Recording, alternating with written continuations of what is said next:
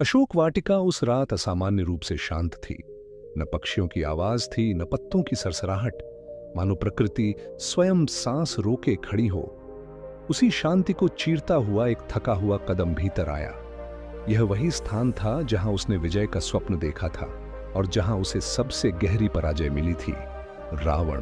अब न वह स्वर्ण मुकुट था, न दसों सिरों का गर्व, केवल एक घायल शरीर और उससे भी अधिक घायल आत्मा। माता सीता पीपल के वृक्ष के नीचे बैठी थीं। उनके चेहरे पर न भय था, न घृणा, केवल स्थिरता और एक गहरी प्रतीक्षा। कुछ पल बीते, फिर रावण ने मौन तोड़ा। रावण ने कहा, मैं जानता हूं मेरा यहां आना तुम्हें स्वीकार्य नहीं होगा, पर मृत्यु से पहले एक आरण चुकाना आवश्यक था। माता सीता ने आंखें उठाईं और कहा, आरण अपहरण से नहीं उतरता रावण, वह तो जीवन भर का भार बन जाता है। रावण ने सिर झुका लिया और फिर रावण ने कहा, मैं अपहरणकर्ता बनकर नहीं आया हूं।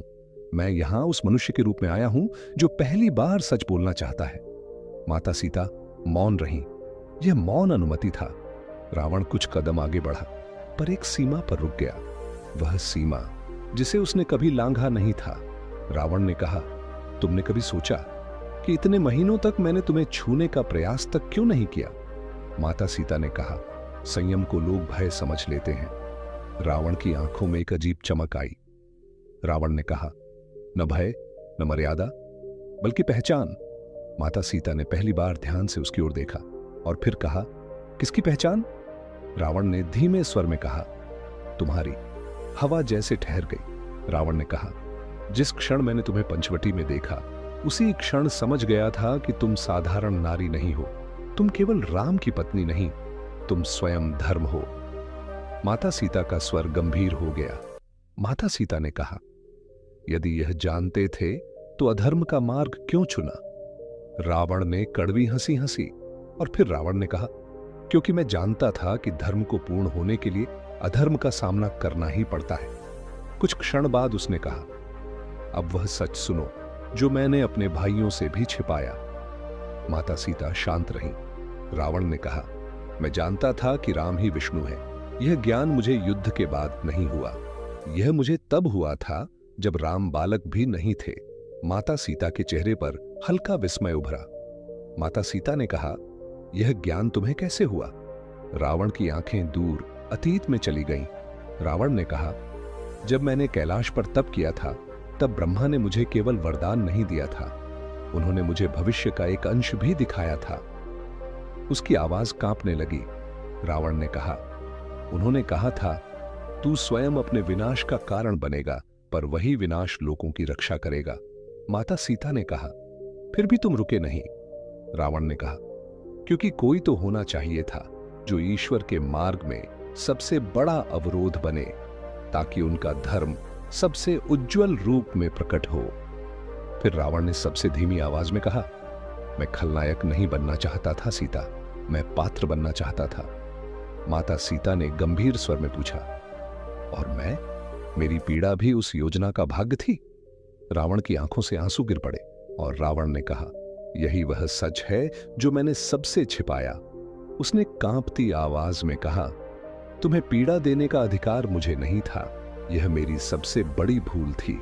धर्म की रक्षा के नाम पर मैंने धर्म को ही चोट पहुंचाई। रावण ने कहा, अगर अगला जन्म मिला तो मैं रावण नहीं बनना चाहूंगा।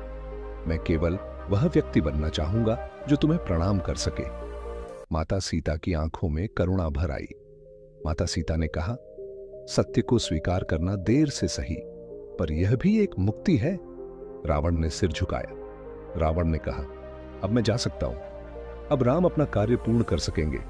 वह मुड़ा, पर जाते जाते रुक गया। रावण ने कहा, पर एक सच और है सीता, सबसे गहरा, जो केवल तुम जान सकती हो। रावण रुक गया था। यह वह मौन था जो किसी बड़े सत्य के सामने जन्म लेता है। माता सीता ने कहा, यदि कोई सच है तो उसे आधा मत कहो रावण। सत्य अधूरा हो तो वह भी छल बन जाता है। रावण ने गहरी सांस ली, मानो यह सांस नहीं, जीवन का अंतिम भार हो। रावण ने कहा, जो मैं अब कहने जा रहा हूं वह न युद्ध का कारण था, न अहंकार का परिणाम। वह मेरे अस्तित्व का सबसे छिपा हुआ भाग था। माता सीता स्थिर रहीं। रावण ने कहा, तुम्हें लगता है कि मैं केवल शक्ति का उपासक था, पर सच ये है कि मैं ज्ञान से भयभीत था। माता सीता ने पूछा, ज्ञान से भय? जिसने वेदों को कंठस्थ किया उसे भय क्यों? रावण ने कहा, क्योंकि ज्ञान ने मुझे यह दिखा दिया था कि मैं क्या बन सकता हूं, और मैंने क्या बनने का चुनाव किया। जब मैं पहली बार वेदों का अर्थ समझ पाया था, तब मुझे झांत हुआ कि हर युग में एक स्त्री होती है जो धर्म की धुरी बनती है। माता सीता का स्वर गंभीर हो गया और फिर उन्होंने कहा, और तुम समझ गए कि वह स्त्री मैं हूं? रावण ने कहा, हां, पर यह समझ मुझे पंचवटी में नहीं हुई थी। यह समझ मुझे तब हुई जब मैं स्वयं माता के गर्भ में था। यह सुनते ही माता सीता की दृष्टि स्थिर हो गई। माता सीता ने कहा, तुम क्या कहना चाहते हो रावण? रावण ने कहा, मेरी माता कैकसी साधारण स्त्री नहीं थी। उन्होंने मुझे जन्म देने से पहले एक भविष्यवाणी सुनी थी।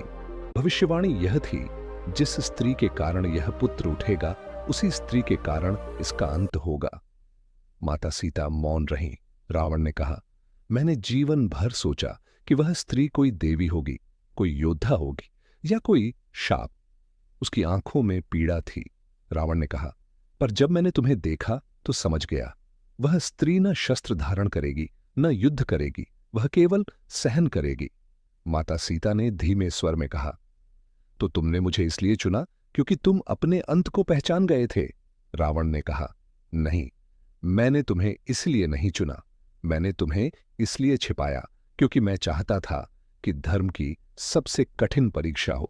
माता सीता की आवाज में पहली बार कठोरता आई। माता सीता ने कहा, परीक्षा के नाम पर किसी की पीड़ा को चुनना धर्म नहीं होता रावण। रावण ने तुरंत सिर झुका लिया। रावण ने कहा, इसीलिए यह मेरा पाप है, और यही वह सच है जो मैंने स्वयं से भी छिपाया। उसने कांपते स्वर में कहा, मैं चाहता था कि राम केवल विजेता न बने, मैं चाहता था कि वे करुणा के देव बने, और करुणा बिना पीड़ा के जन्म नहीं लेती। माता सीता ने उसकी ओर देखा। माता सीता ने कहा, तो तुम स्वयं को धर्म का सेवक मानते हो? रावण की आंखों से आंसू गिर पड़े। रावण ने कहा, नहीं, मैं स्वयं को धर्म का सबसे बड़ा अपराधी मानता। अगर मैंने केवल राम से युद्ध किया होता तो यह कथा साधारण होती, पर तुम्हें इस कथा का केंद्र बनाकर मैंने इसे अमर बना दिया। माता सीता की आंखें नम हो गईं। माता सीता ने कहा, अमरता की कीमत कभी कभी बहुत निर्दयी होती है। रावण ने अंतिम बार सिर उठाया। रावण ने कहा, अब मैं जा रहा हूं सीता, अब मेरे भीतर कोई रहस्य शेष नहीं है। वह धीरे धीरे पीछे मुड़ा, पर जाते जाते उसकी आवाज फिर गूंजी। रावण ने कहा, जब लोग राम की विजय की कथा सुनाएंगे तो शायद कोई यह न पूछे कि उस विजय की कीमत क्या थी। उसने कहा। रावण ने कहा, अगर कभी कोई पूछे तो कहना। रावण जानता था और फिर भी चुप रहा। उसके कदम दूर होते गए। माता सीता ने आंखें बंद कीं। माता सीता ने कहा, कुछ सत्य केवल सहन करने के लिए होते हैं, कहने के लिए नहीं। यह कथा हमें सिखाती है कि सिर्फ यह जान लेना कि क्या सही है पर्याप्त नहीं होता। सही को चुनने का साहस ही वास्तविक धर्म है। रावण के पास ज्ञान था, भविष्य का बोध था और सत्य की पहचान भी थी। फिर भी उसने अहंकार, भूमिका और उद्देश्य के नाम पर अन्याय को स्वीकार किया। माता सीता ने कोई शस्त्र नहीं उठाया, फिर भी वही इस कथा की सबसे बड़ी शक्ति बनी, क्योंकि धैर्य, करुणा और सत्य के साथ सहना भी एक युद्ध होता है।